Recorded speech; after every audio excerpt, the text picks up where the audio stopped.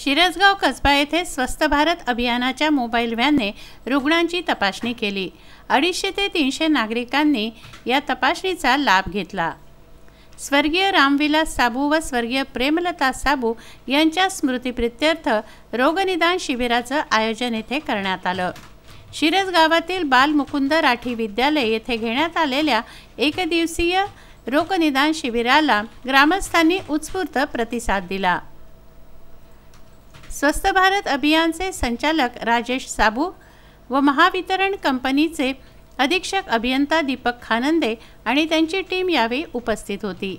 जिल्हा परिषद सदस्य सुखदेव पवार, पंचायत समिती उपसभापती नितीन टाकरखेडे, बाळासाहेब सोनार, मनोहर सुने, पंकज साबू यांनी सुद्धा रक्त तपासणी कार्यक्रमाचा लाभ घेतला। शिरसगाव कसबा येथील नागरिकांनी मोठ्या प्रमाणामध्ये या रोगनिदान शिबिरामध्ये उपस्थिती दर्शवून शिबिराचा लाभ घेतला।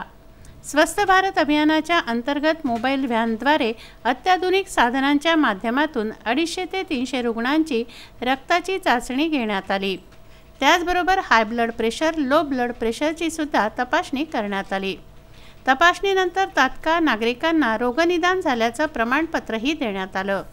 या बाबींचा मजकूर ऑनलाईन सॅटेलाईटच्या माध्यमातून नागपूर येथे पाठवण्यात आला। या एकदिवसीय रोगनिदान शिबिराला लहानांपासून वृद्धांपर्यंत अनेकांनी हजेरी लावली।